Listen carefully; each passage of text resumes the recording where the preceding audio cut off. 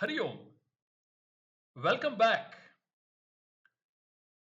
to these sessions in which we are studying chapter 17 of Shrimad Bhagawad Geetha from the pages of Poojya Swamiji's, Poojya Swami Dayananda Saraswati's Geetha home study course.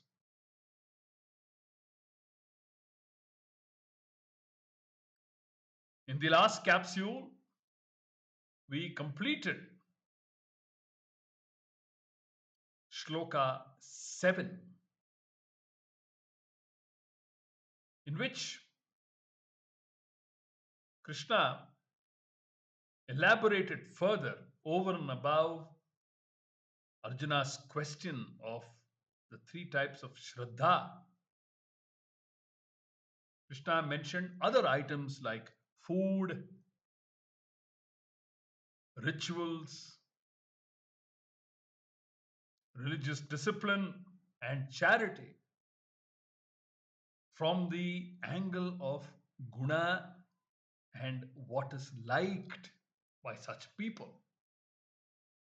Let us explore further. Shloka number 8. Food of Satviki people or Satvika people. I will read the shloka and then we will look at the meaning of every word. Ayusattva balarogya sukha priti vivardhana rasya snigdha sthira hridyaha ahara satvika priyaha. Now for the word to word meaning.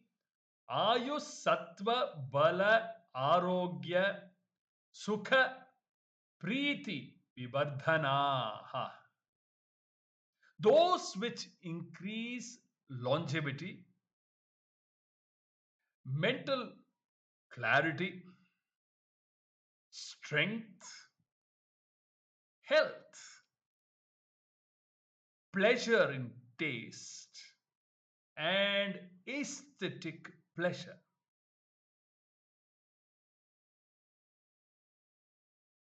Rasyaha, succulent, food that is succulent. Snigdhaha, creamy.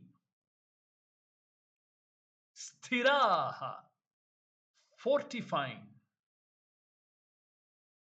And hridyaha, pleasing to the heart. Pleasing to the heart.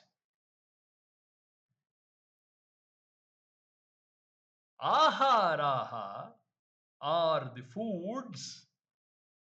Satvika priyaha, that are loved by the Satvika people. Succulent, creamy, fortifying and pleasing foods which increase longevity, mental clarity, strength, health, pleasure in taste, and aesthetic pleasure are the foods loved by Satvika people.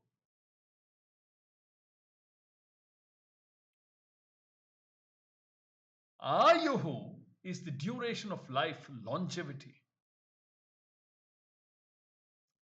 Sattva is the development of your mind. If you take too much coffee or sugar, you find that it is difficult to have steadiness of mind. Chitta ekagrata. So it is clear that food does affect the mind. Whatever you ingest, that contributes to your steadiness of mind whatever you ingest that contributes to your steadiness of mind, tranquility, and capacity to think. Whatever you ingest that contributes to your steadiness of mind, tranquility, and capacity to think is what is meant here by food that is sattva. Let me repeat that again. Whatever you ingest that contributes to your steadiness of mind, tranquility, and capacity to think is what is meant here by food that is sattva. Food can also give you strength, bala. And there are things that you eat which are purely healthy, arogya. Then it should also be tasty, isn't it? It should give you some pleasure, sukha, and it should be aesthetically pleasing. Preeti vivardhana. Even if you look at some food, it spoils your appetite. Though it may be very good for you. There are some foods like that. Thus, the food that enhances all these is liked by those whose disposition is predominantly sattva. That is, it is satvika priya. It is satvika priya. Again, the food that is eaten is divided according to its nature. The food that is eaten is divided according to its nature. Some food is rasya, succulent, juicy. Some are snigdha, creamy, oily, and some are sthira. That is, they remain for a long time in the body, like that meant for building bone, etc.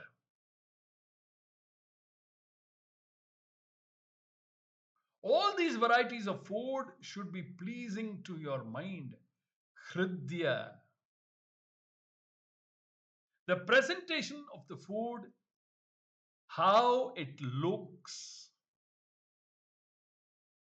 is very important because the very sight of the food should please you.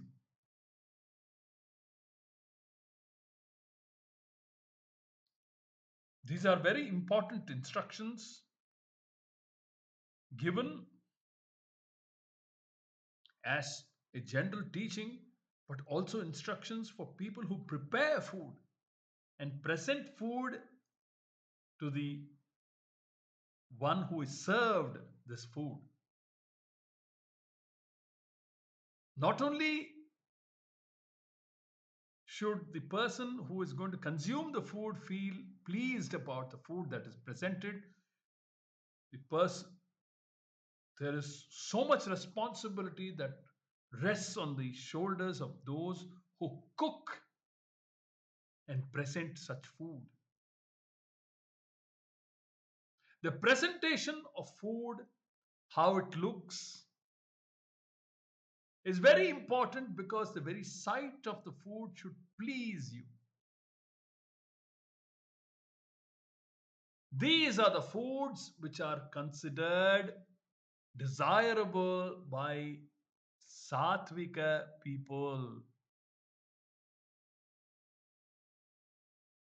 That is, these are Satvika Priya Aharas. These are satvika priya aharas, foods which are considered desirable by satvika people.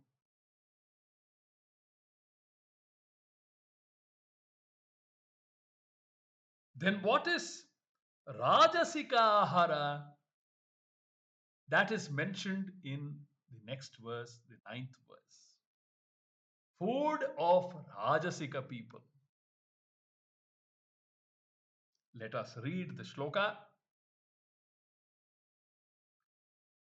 Katvam lalavanatyushna तीक्ष्णरूक्ष विदाहिनः आहाराराजसस्येष्टाः दुःखशोकामयप्रदाः कटु अम्ल लवण अति उष्ण तीक्ष्ण रूक्ष vidahinah.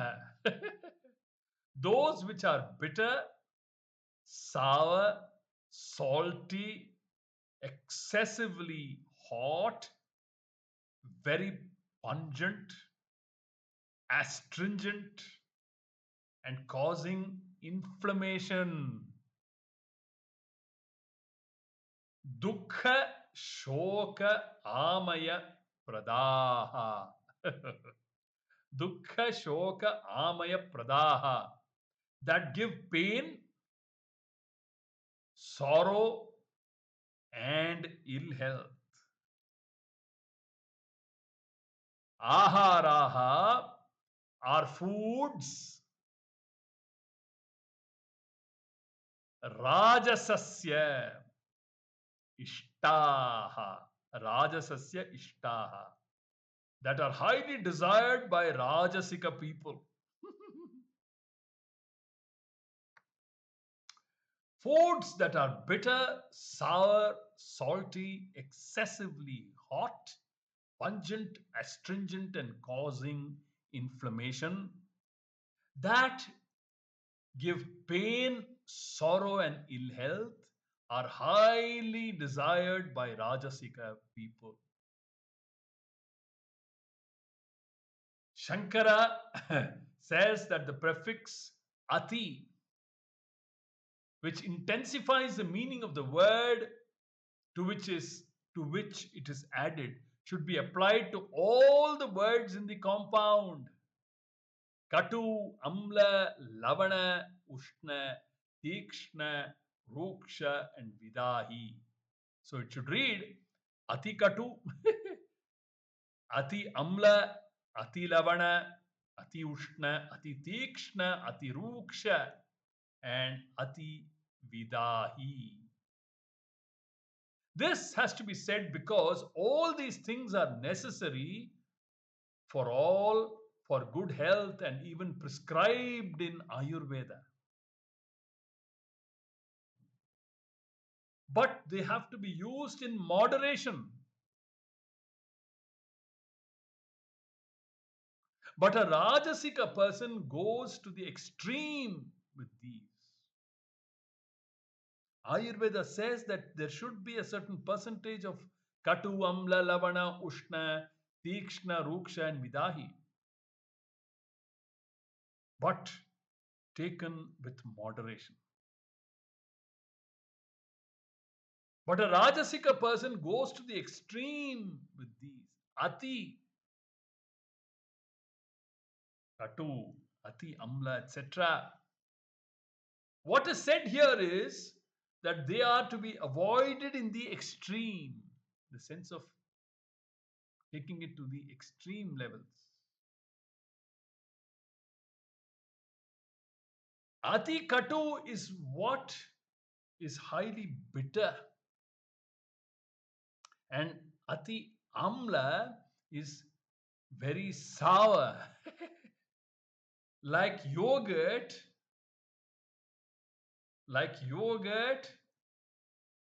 that is 15 days old. Ati Lavana is excessively salty. And Ati Ushna is so hot you cannot touch it without burning your tongue or shedding tears like red chilies or jalapeno peppers. Food that is Ati Tikshna is excessively pungent. And Ati Ruksha is very astringent. Any burning food that causes inflammation is Vidahi.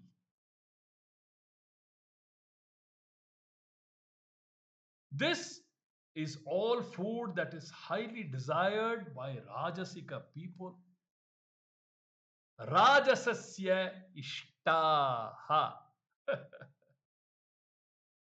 And these give pain, sorrow, and ill health.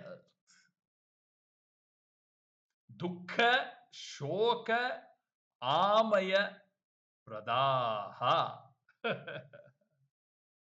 In spite of that, in spite of all this exposure to this teaching, in spite of that, they love to eat that food, this kind of food.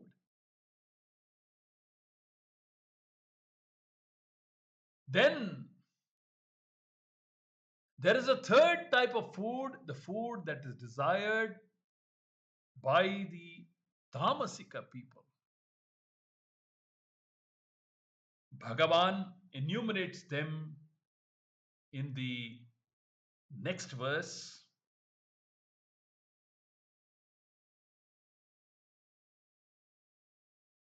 Let us hear from Bhagavan what he has to say. Food desired by Tamasika people.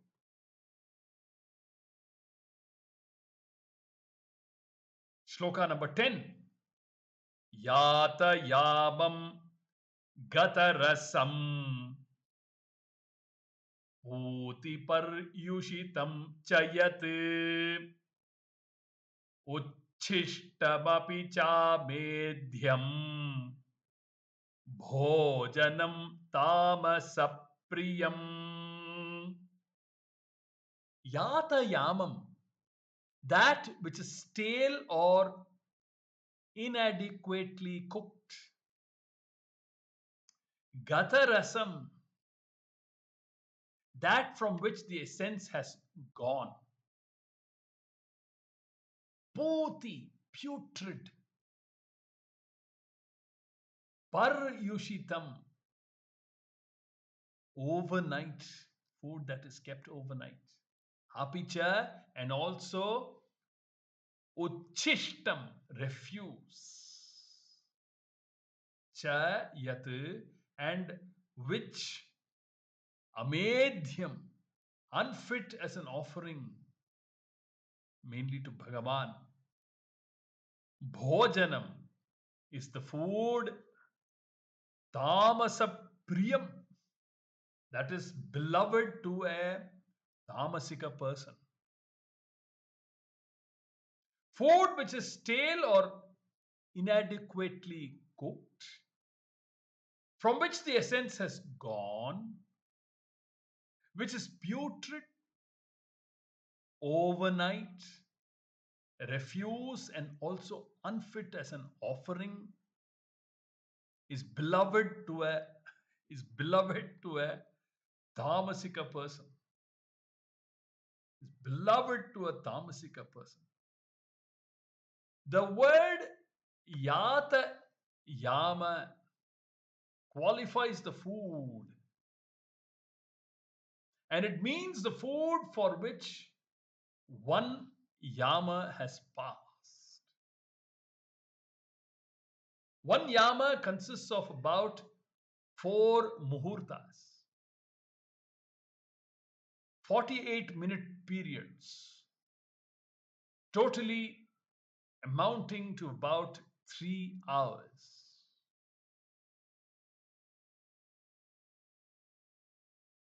When there was no refrigeration, cooked food that had been standing for 3 hours in a tropical climate would be teeming with bacteria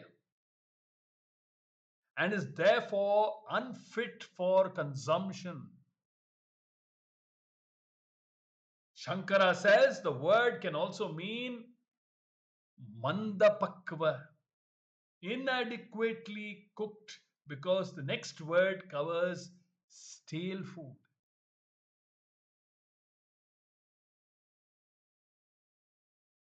Shankara is known for his brilliant mimamsa. He always takes not only the word per se, but also looks at the context in which the word is used. That is Shankara's brilliance. Shankara is the leading light for Mimamsa.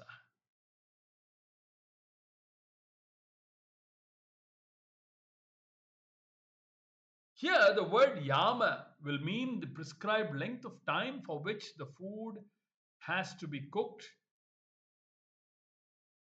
and that is not observed. Therefore, the food is called yata yama. The word yama will mean the prescribed length of time for which the food has to be cooked, and that is not observed. Therefore, the food is called yata yama. Food that is gata rasa has lost the taste, essence it once had, and therefore its nutritive value. Food that has lost its nutritive value. But even though not stale, white rice is useless. It is gata rasa. Because its capacity to nourish is gone in the process of polishing. It has undergone.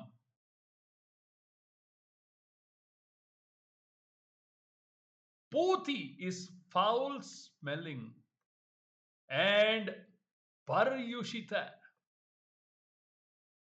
Shankara says, is cooked food that has been kept overnight.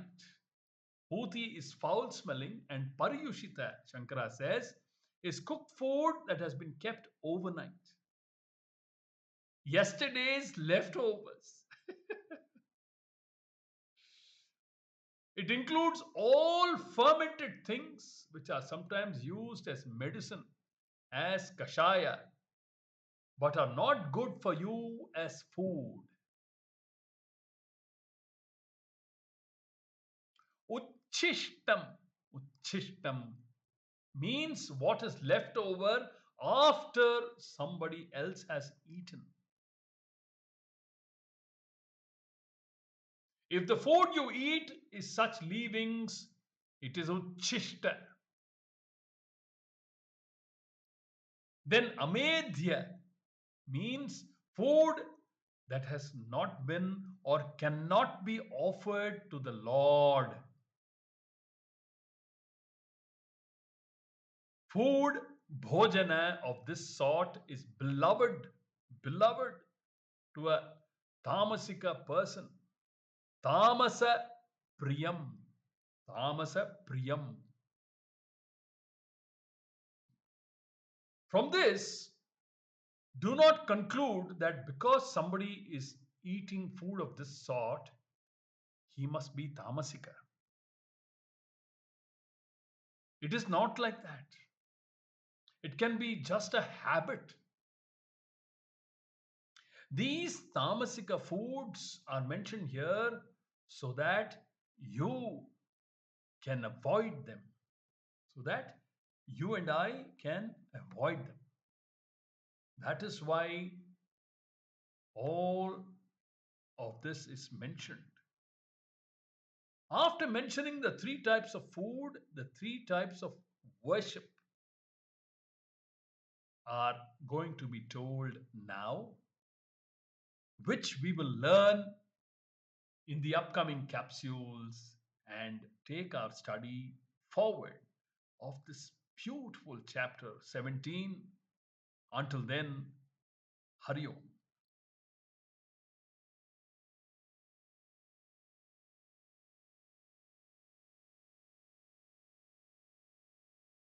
ॐ दुर्जनः सज्जनो भूयात् सज्जनः शान्तिमाप्नुयात् शान्तो मुच्येत बन्धेभ्यः मुक्तश्चान्यान् विमोचयेत् सर्वे भवन्तु सुखिनः सर्वे सन्तु निरामयाः सर्वे भद्राणि पश्यन्तु मा कश्चित् दुःखभाग् भवेत् ॐ पूर्णमदः पूर्णमिदं पूर्णात् पूर्णमुदच्यते पूर्णस्य पूर्णमादाय पूर्णमेवावशिष्यते ॐ शान्ति शान्ति शान्ति हरिः ॐ श्रीगुरुभ्यो नमः हरिः ॐ